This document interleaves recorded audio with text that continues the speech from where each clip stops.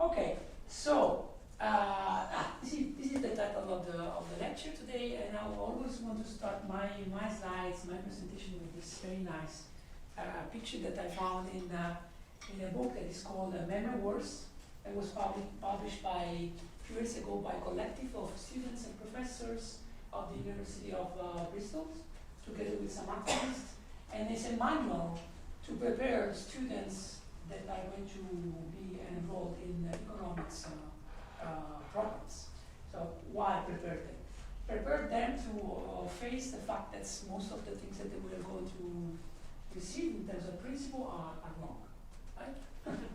So one of the pages in this book is this idea that progress at the end.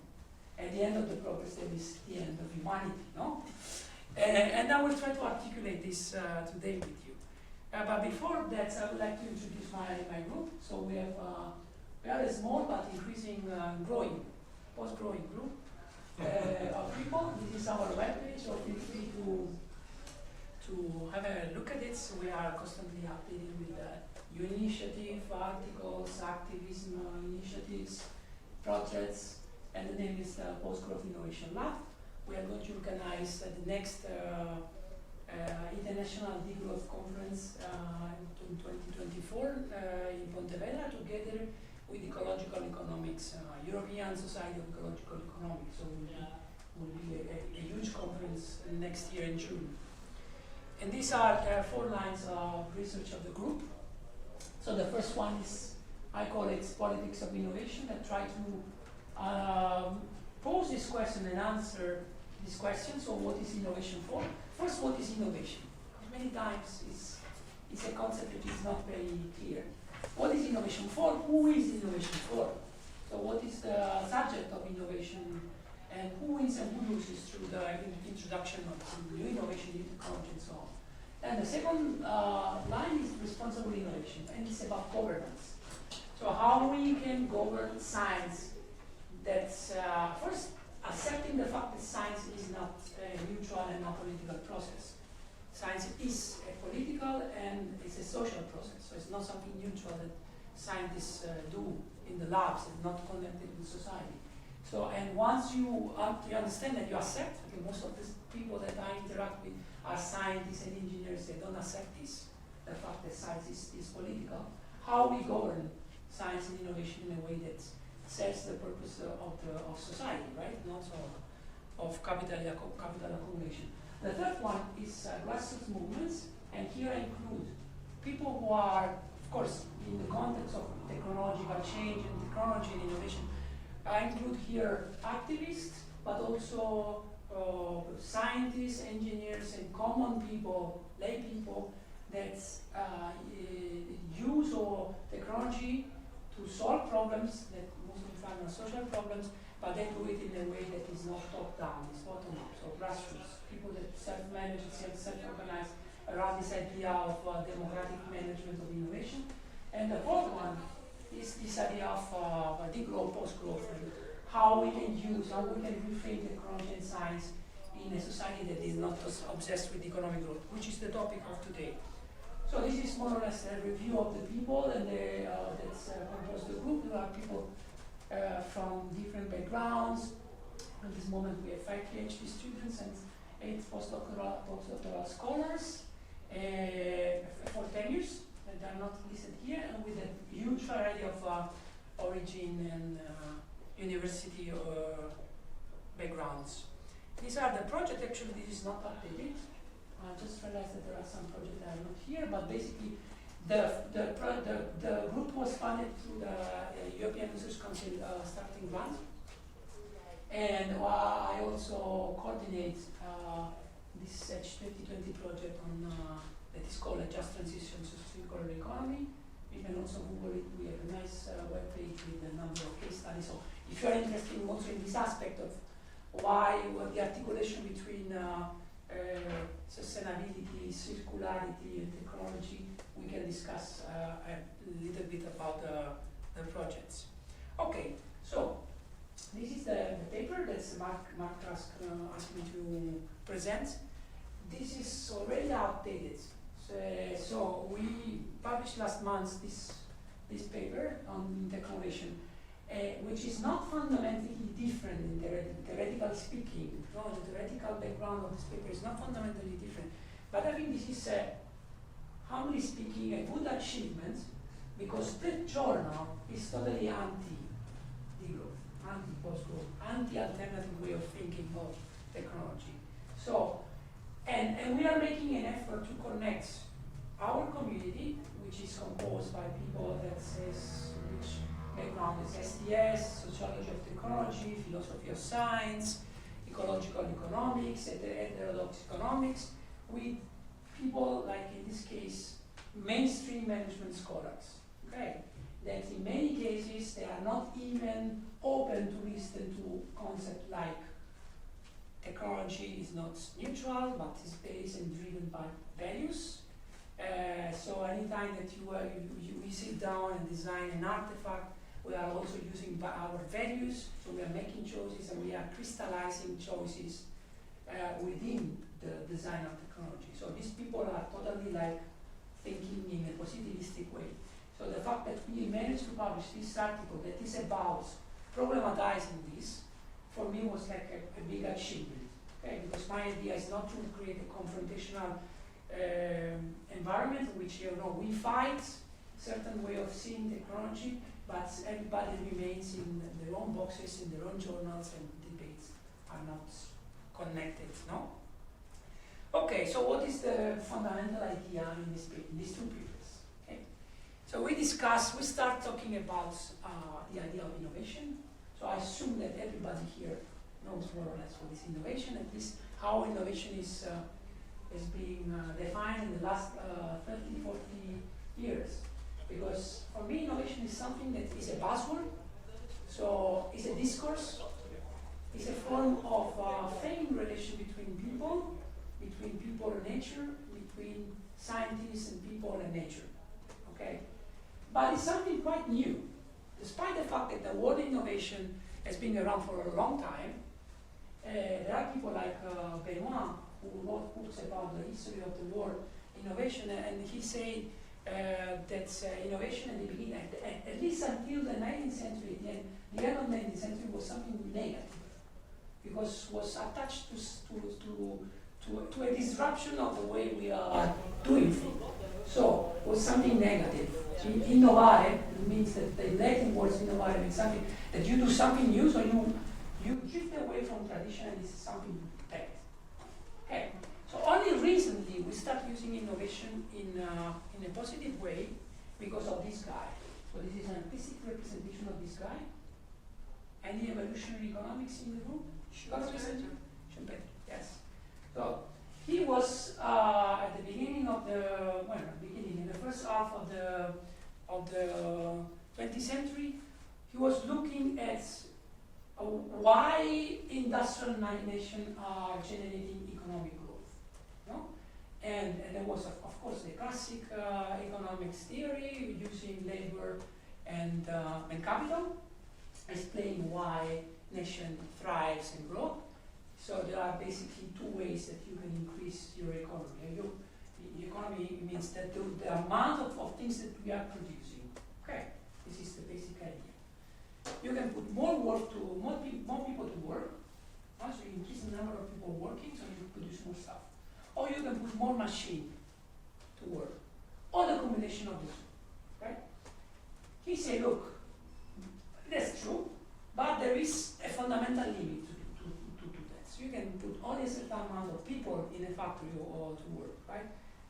Then you will need to build another factory, and then another factory, and a number of people can only work on a number of machines. So the real engine of capitalist accumulation is not merely combination between labor and capital, but it's technological change. Why? Because if you introduce a new machine that is able to produce more stuff with less labor, then basically what you're doing is creating this step forward, okay, that allows capital to accumulate, so we can produce more stuff. And this is where all the concept of productivity and efficiency come into action. Okay, so already before the Second World War, between the two wars, he realized that and there's a couple of books that he's really wrote about this. Economic developments, for example, is one of the, in which he created this idea of creative destruction, no? And he say, technical change / innovation is the essential part of capitalism. Okay, capitalism accumulation is only possible through continuous improvements in technology that provides increase in productivity and then allows capital accumulation. And it's very interesting because he was not totally like, he didn't frame this in a very positive way, enthusiastic way. He was quite critical. You know, many people think that he was supportive of this idea. He was very critical because he said, look, it is true that technological change is the very engine of capitalism and then produces economic growth. It's also true that any creative process is also accompanied, it's also combined with destruction. No? So that's why at the beginning of last century, innovation was still like something important, but still surrounded by this aura of negativity. No? And he said, by using this idea of creative destruction, that any new things was combined with negative things. Okay? Why? Because simply this machine replaced typing machine, okay, and this was a disruption because there were a lot of people, a lot of companies that were thriving on that. Okay, they disappeared. This stuff completely replaced Kodak. It's called business. Okay, so there was like anything that you do new, where is combined with something that we destroy. Okay, so in order to progress, we need to destroy something. Okay, so this is the idea.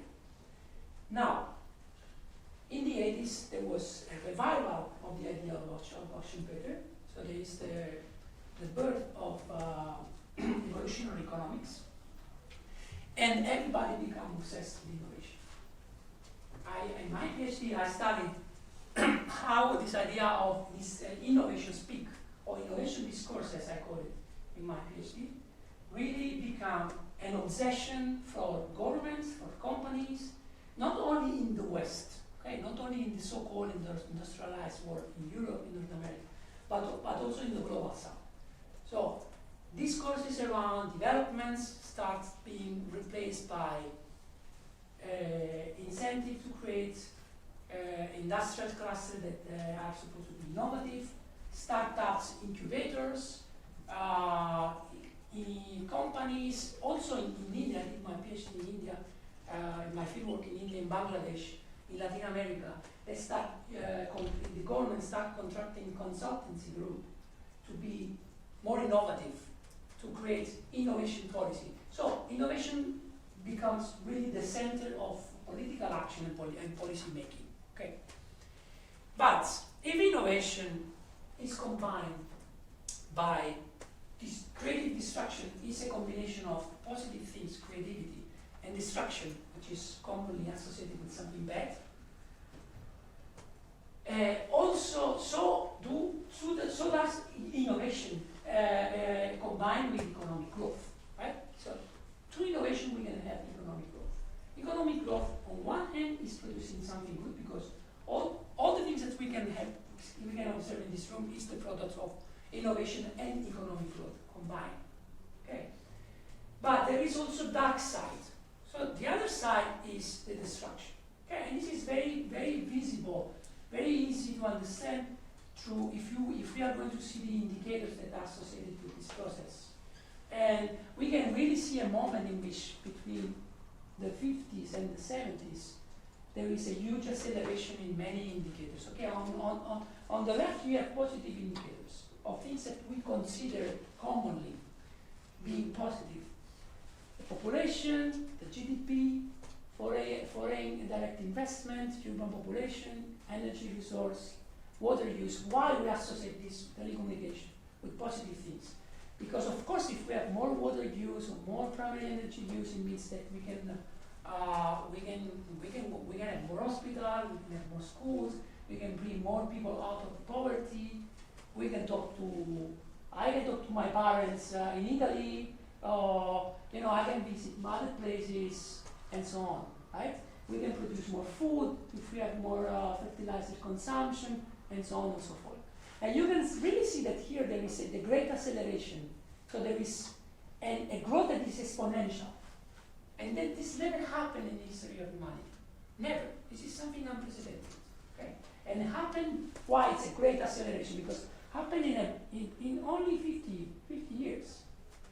So this is not the process, this is not the outcome of industrial revolution. This is something that really happened after the Second World War, combination with globalization. So this is not just simply related to capitalism. This is something more, right? But as you can see, here there is creation, here there is destruction. And it's almost perfectly mirrored. It's incredible, right? You have increase of population, increase in real GDP mirrored by the same, more or less the same time, see? With the exponential increase in CO2 emission, methane, ocean acidification, surface temperature, and many others. Yeah, we can play with indicators. I just, selected the indicators that I found is more representative, but, tropical forest law, marine fish capture, and so on and so forth. So you can see that the creative part and the destructive part, they are intertwined, they are combined. Okay. So economic growth is not only providing good things, it's also destroying the basis of life. So we have, on one hand, a very strong environmental problems. But you say, okay, Mario, that's true, but we can reshape economic growth because economic growth at least is providing some social benefits. Well, I will gently disagree with this because economic growth is not just something that is material. It's also a political project. Okay, and it's very clear in this if we look at this data. From the 80s to now, basically, this is a little bit outdated, but more or less, I couldn't find a more recent graph. But basically, what this graph is saying is that 1/3 of the total economic growth produced in the last 40 years was appropriated, so was captured by only the 1% of global population. What it means? It means that growth is not benefiting equally the humanity. So growth is a political project that serves the purpose of very small minority of human population. And the things that we say, yes, true, but see the rise of emerging countries. This part of the graph is mainly due to the fact that China, so this is China, that China in the last 30 years brought out of poverty millions of people. Okay, so this is basically China, the heavy communist China here. Okay, so if China was out of the picture, basically you had something like that. So, and this unequal distribution of the growth benefit would be even worse. Okay, and there is a clear connection between GDP and CO2 emission. This is on a global level. Because it's true that countries like this country, for example, Germany or Sweden, managed to decouple the GDP from the CO2 emission. Means that they keep growing in terms of GDP, but the CO2 emissions are declining. But mainly because they are externalizing most of their production abroad. So basically they are moving their CO2 emission to China, to India, and to other countries because they manufacture their goods outside. So there is a clear correlation. So on one hand, you have an environmental problem. On the other hand, you have also a social problem. Because it's clear, well, this is a very simple and simplistic way of putting the problem, but we can also have, there are a flourishing literature about the connection between well-being, satisfaction of life, and wealth, no? And if you see, this is a study conducted in the US in the 90s, and you see that the life satisfaction is not directly linearly correlated with the GDP. per capita, and in the US, they, according to this, then we can discuss about if how they measure life satisfaction, how happiness can be measured or not. We can discuss it, but other studies more or less are delivering very similar results. In the US, they reach the moment in which the GDP increase or the income increase, personal increase, was correlated to personal life satisfaction in the 70s, at the end of the 70s. After that, you can be richer. After a certain point, you can be richer, but your life satisfaction will depend on more things. The quality of the relation with your friends, with your family, the fact that if you like or not your job, the fact that if you are living in a community, this is enriching or not, and so on. Okay. So human happiness is a very complex phenomenon that is not directly connected to the amount of money that you can own and you can spend, or the amount of wealth or material stuff that you have. Okay, so at this point, a very important question must be posed. If economic growth is the fruit, is the outcome, is the products of innovation, and if economic growth is dangerous, must be stopped, at least in the industrialized world. Okay, we reach a point in which we shouldn't be growing, or at least we should stop. We should reduce, in many cases, our consumption to allow other people, especially in the global south, to reach a sufficiency level, to have a good life. This means that we should stop the innovation process, because if innovation is fueling growth, and growth is dangerous, the obvious conclusion is that we should stop to be innovative. Yeah? My answer is no. My answer is no, because thinking that the only thinking that we are an innovative species, a creative species, because our intention and our purpose are always to get more and to have more and to consume more, is a very miserable way of framing human nature for me. Admitting and assuming that there is a fixed human nature that is fixed and never change in the history of humanity.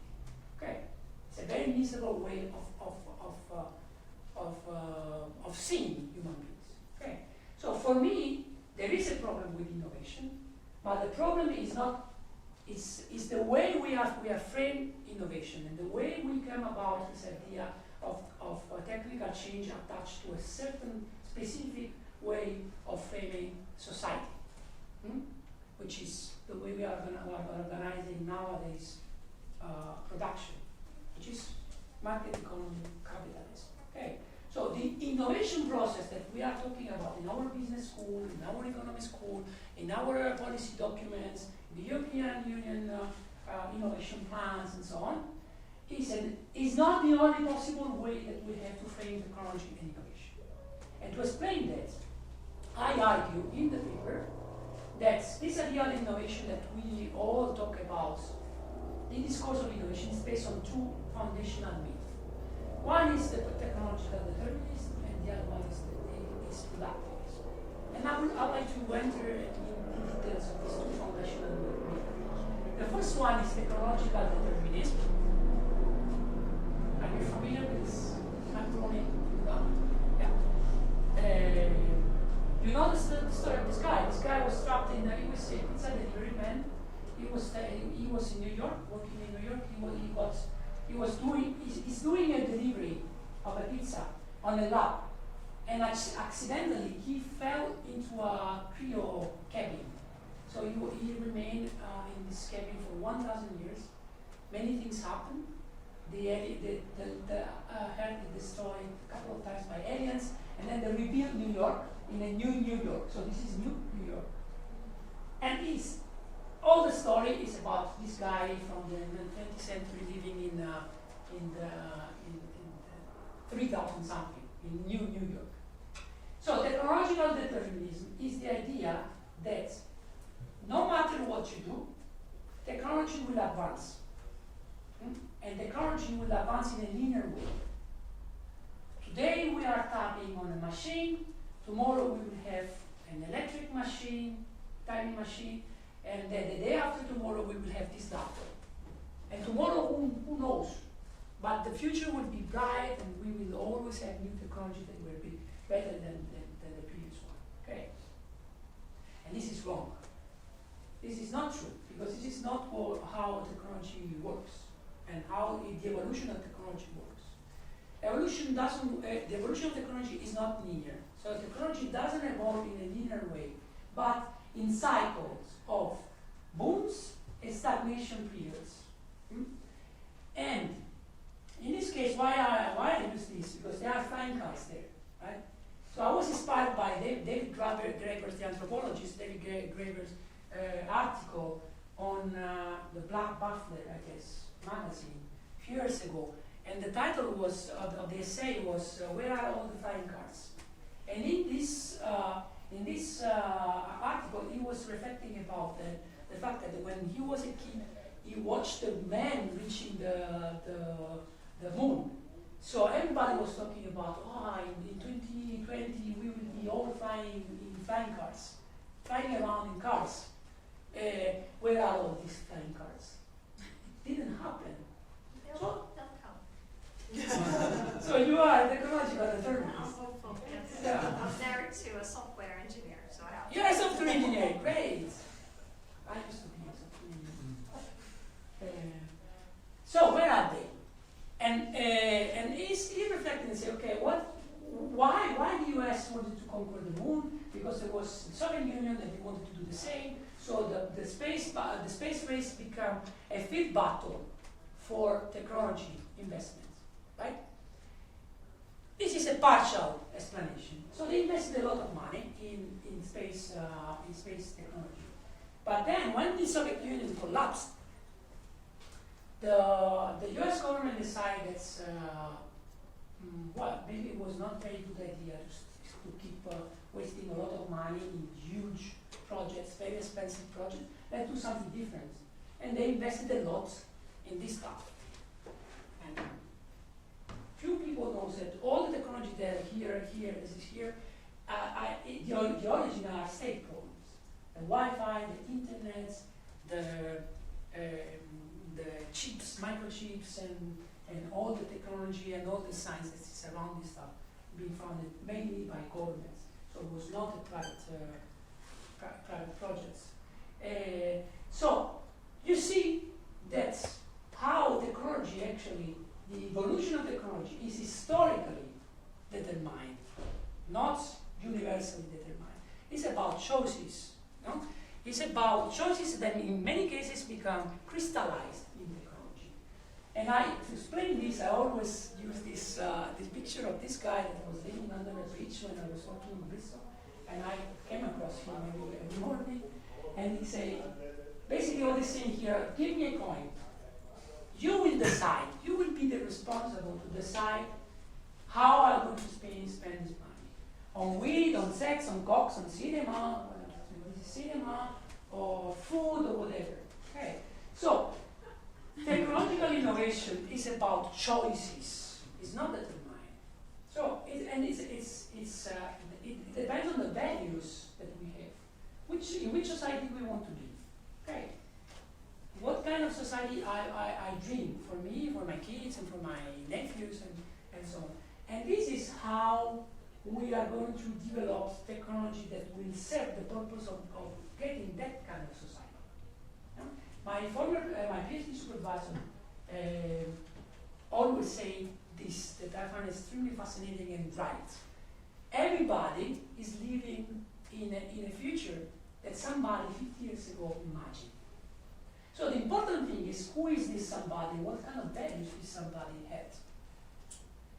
If you have some STS principle, are there STS people in the room? No. Yeah, you. So STS people are very familiar with this notion. There is the famous example of Robert Moses' urban design of New York. Are you familiar? Is anybody familiar with this? This is one of the famous and most cited example to explain why and how values get into technological artifacts. The paper is called Do Artifacts Have Politics? Was published in the 1980s. And tells the story of Robert Moses. There was a rich guy, classist, racist, youth architect that was in charge of designing New York. And why? Because there was the car industry that was pushing, so everybody was buying the car. The city really needed a completely different organization in the 30, 40, 50s. So he designed that the bridges that connect the island of Manhattan and the island of Long Island, where the big mansions, the big houses of the rich people were on the seaside, with bridges that are too short to allow public passes to go through. Okay, and this is a way that you can use technology to discriminate people, or class and racial segregation, because the public buses were used by Italians, Latinos, Negros, and so on. So you can see. Another modern case is the driverless car of Google, but in this case it's Google, but many other biases can be found in any other technological design process. The driverless car of Google at the beginning, in the first test, were not able to avoid black people because the facial recognition algorithm was trained without black people. They were white programmers and they used picture of people like that. Okay. So this is a way to see how it's possible so how selection choices are crystallized in technology. And in many cases, like in the cases of the bridges of Robert Moses, in which specific idea of society, specific racial and classist values were crystallized in architecture, are very difficult to disrupt, to change. Okay. In the case of Google, it's relatively easy because you can improve the training. But in many cases, there are biases in technology that we don't even realize that are there. Okay. Okay. I will skip this. If you want to know more about that, we can do it because otherwise I won't have time. The second foundational myth. So technology is not deterministic. Okay. It's based on our choices. We decide. We as a society can decide which direction technology can go. So it's not determined. The direction is not fixed, it can be changed. The second one is productivism. Productivism is the idea that any new technology is always good. Whatever we do, whatever we add to the enormous increasing pile of stuff that we are producing is better, is always better. I don't need to convince you, because I think this is like blatant. It's evidence that not all new technology is good. This is a picture of Bhopal. You know this case of the Bhopal disaster in India? We can talk about nuclear power. You can talk about genetic modified organisms. All the controversies around new technology. They are full of people that are pointing at potential risk of introduction of new technology. Why? Because all new technology is always surrounded by uncertainty. Always. This is a quote from my favorite writers, Ursula K. Le Guin. That's in the book of the dark shadow. No, the dark hand of shadow. No, the left hand of darkness. Sorry. Wrote, the only thing that makes life possible is permanent, intolerable uncertainty, not knowing what comes next. This is always happened when we introduce new technology. We know something about at the beginning, but not everything. When we start using technology, we start discovering the consequences. Some are unexpected positive consequences. In some cases are unexpected negative consequences. So there is always uncertainty. And of course this is super important in the way you govern innovation. So if this is true, it means that we need to be be very careful when we are introducing new technology, because all sorts of potential harmful consequences can suddenly emerge. And how do we manage science and innovation under condition of uncertainty? So you can see that it's totally, completely different paradigm than just improving innovation in a very general sense. Okay. So at this point, we saw that innovation is producing economic growth. We say that economic growth is no longer sustainable. No matter what we think about, there will be no economic growth in the future. There will be a moment in which we will be forced to stop. And if innovation is based on these two foundational ideas that are wrong, what is the alternative? How should we refound innovation? I have no idea. I don't know. I can just point at some principles that can guide us in this journey, and these are the four of the various theory and concepts that I'm working on in my research. Okay, so the first one is this idea of conviviality as opposed to industrial productivity. That was originally developed by the philosopher and one guru, Ivan Illich, in the book Tools for Conviviality, that was reformulated by the French philosopher and journalist philosopher André Gorz. And there are also some friends of mine that are using the same concept, to bridge philosophy and action, in this case with the focus on labor. Conviviality means basically to think of technology as a way to work together. Okay, we will see in a moment, as a way to produce technologies that are accessible to many different subjects, to produce technology through reflexivity, to reflect about why we want to produce this, why we want to solve this problem, what the problem are, who define the problem, who wins and who loses, to reintroduce political question into this design of technology. Okay. The second concept that we are working on in my group is rethinking labor and hierarchical organization of production. Because at the end of the day, some people manufacture this, so there are people involved in this. I would say that it's not only people, there are also non-human actors that are engaged in production of this or anything. Right? Plants, animals, people not directly involved in the production of this, people that are suffering the consequences of the production of this. So that's why I think that's the focus on the organization, and the organization is the place in which production is today, in the world today, is conducted. So the focus on organization, how it's possible to, what is the relation between the way we organize production and the outcome of production. And this, of course, has to do with democracy in the factories, the possibility of the people that are working on the production can have a voice in deciding what to produce, not only how to produce. Okay, this has to do with the fact that the workers now, through the unions, are only, mainly, generally, usually involved at the stage of, okay, how many hours should I work, safety in the workplace, how much should I earn, I want to pay more, and so on. But they are not involved in, is it fair what I'm producing? Can I decide what to produce or not? And of course, this cannot be done at the level of one single organization. This should be thought in terms of networks. And finally, and probably the most important notion is, why should we talk about innovation?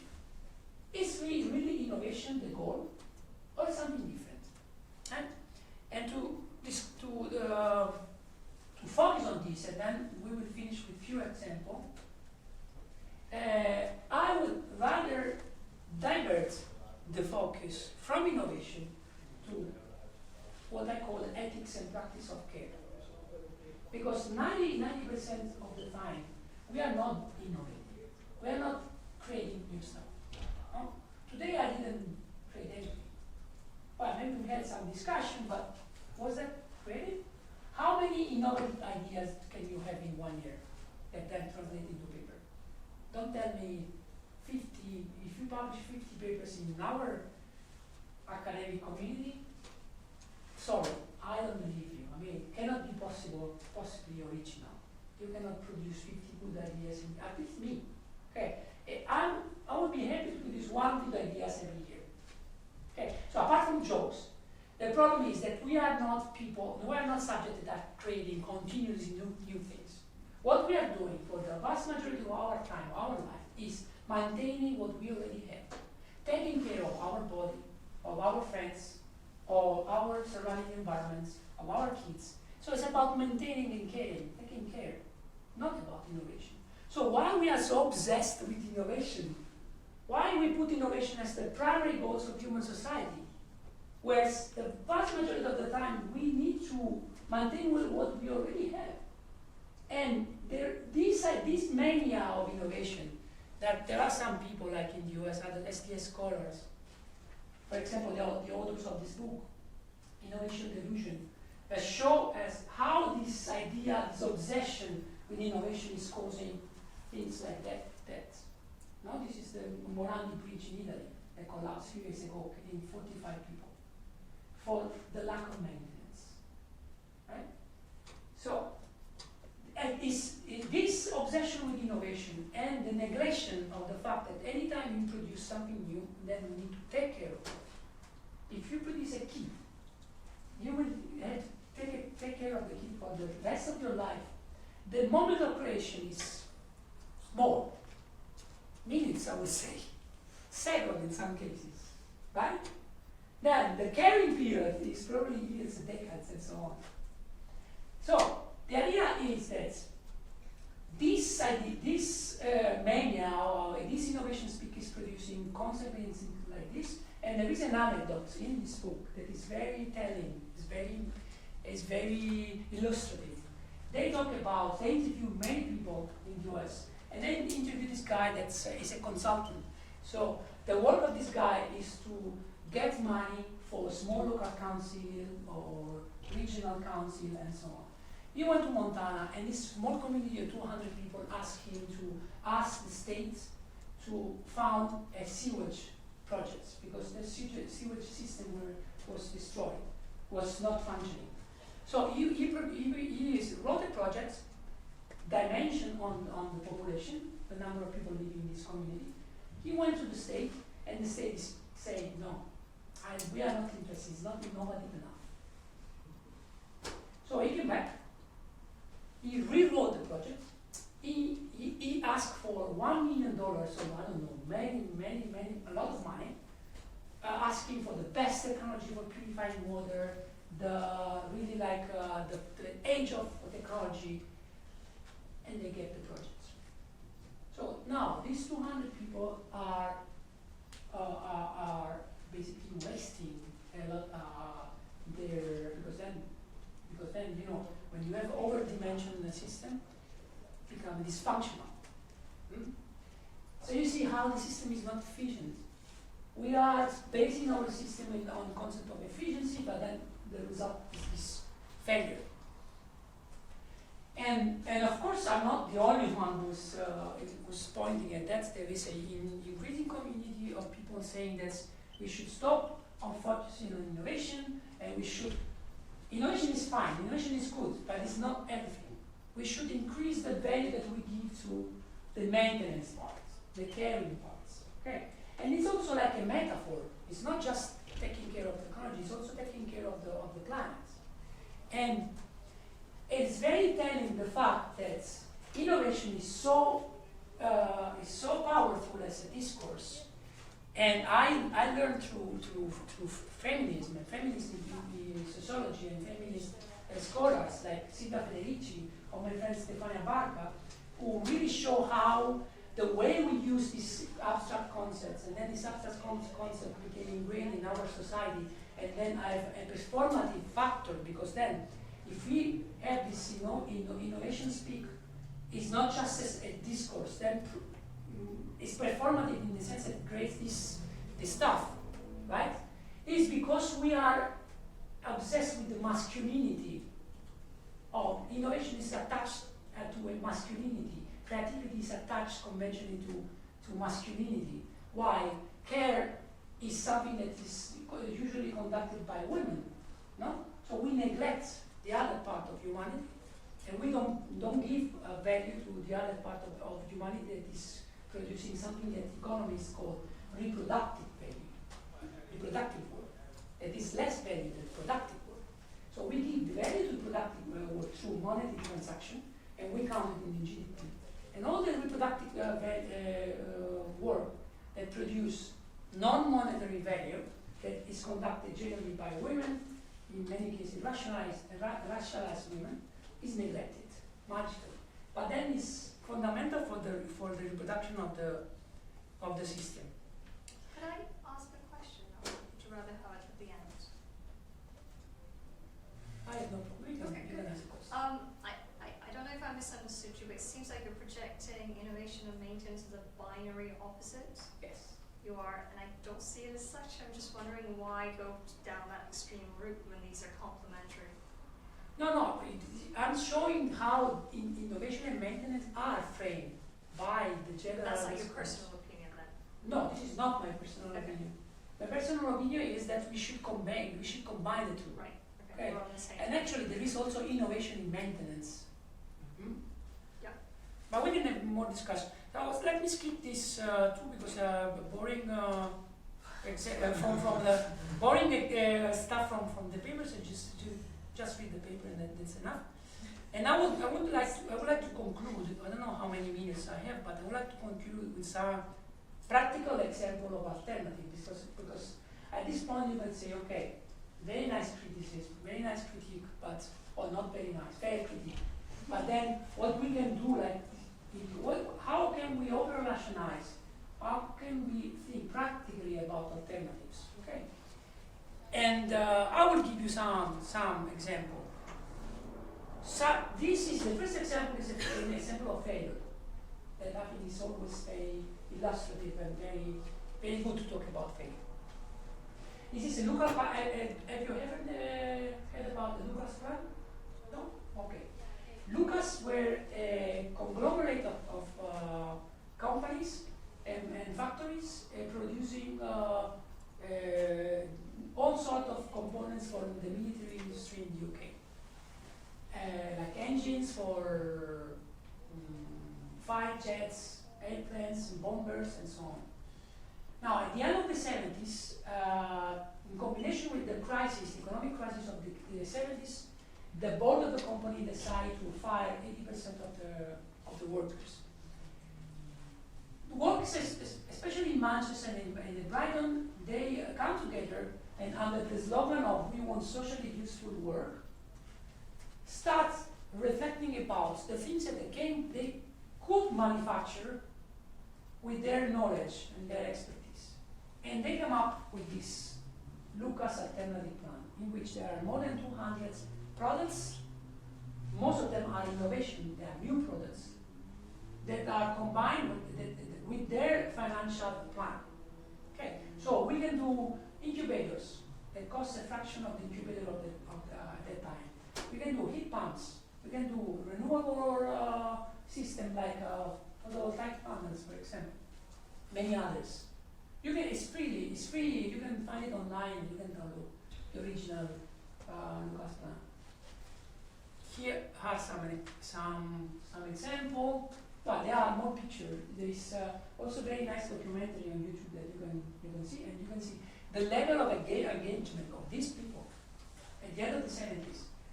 The workers in the factory, people that were actually manufacturing things, they would say, if we cannot produce for the military industry, it makes sense to produce for the territory.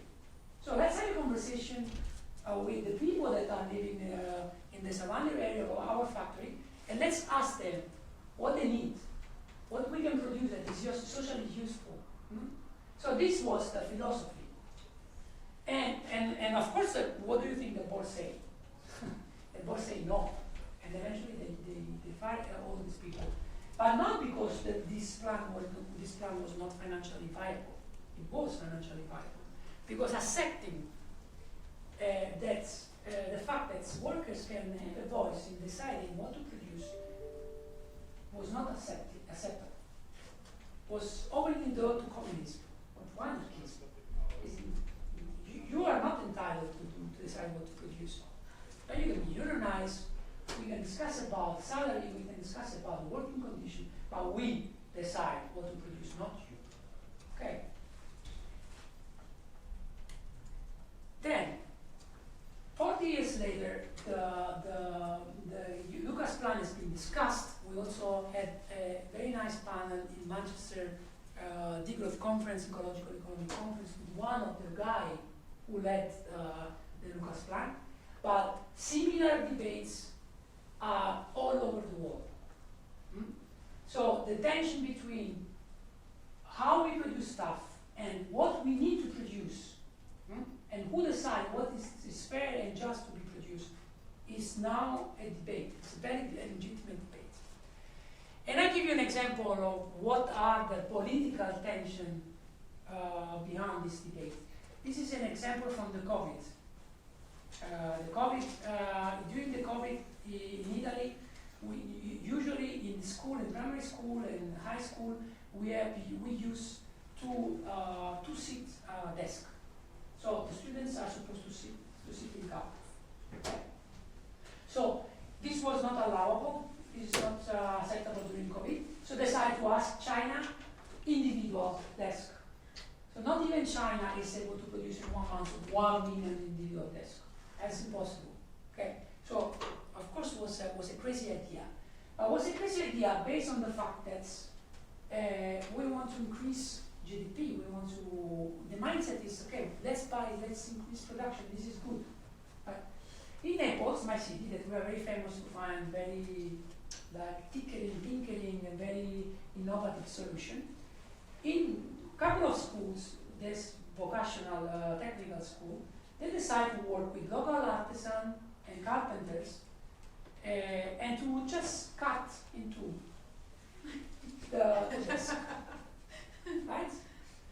And this is innovation, yes. Cost almost nothing. Right? The point is it doesn't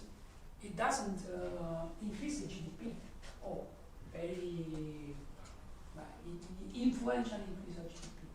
So you can see the two different logics, no? Working with tools for social goals together, reflecting about why we need technology. We need technology, we need to maintain what we already have, or we just need to, not use technology, we need another solution. Right? So the discussion, the debate is the important, interesting thing. Another example is the Boris Johnson during pandemics. He asked. Well, there was a scandal basically. It seems that a minister of Boris Johnson asked a cousin or a relative to produce or to buy masks, and they spent 150 million pounds for masks at the end were unused. Okay, corruption, classical corruption case. In southern Italy, the region of Puglia decided to put to work unemployed women. They had an expertise in garment, in fabrics, textile industry, to produce locally sourced masks.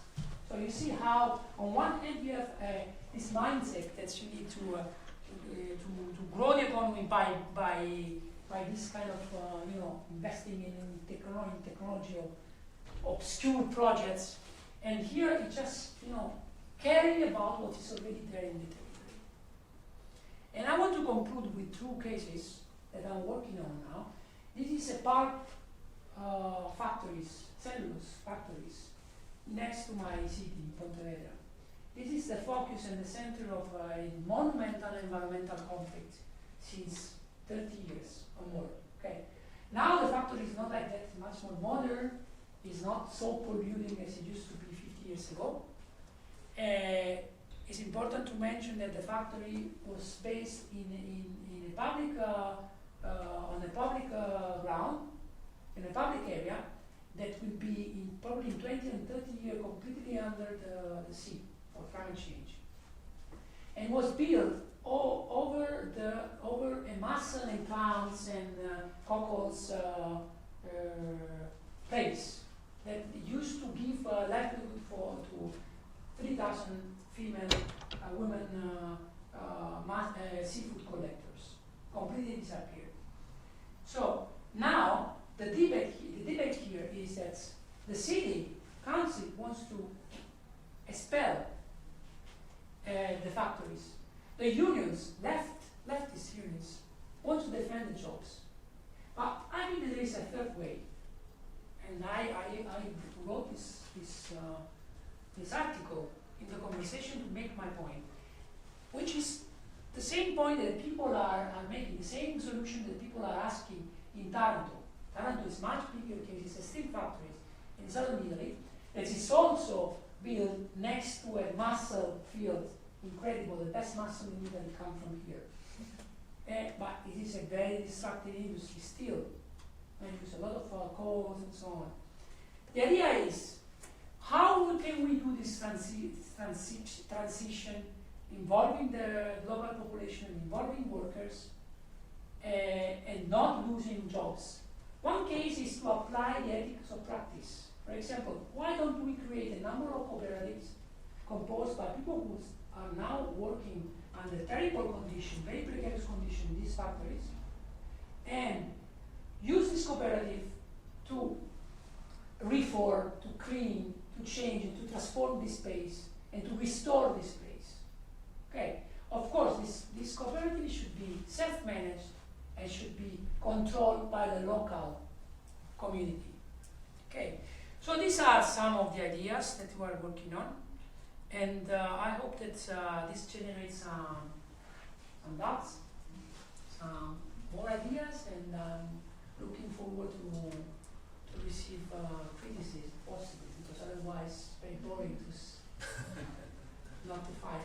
I mean, having some fights, so it was good, like the lecture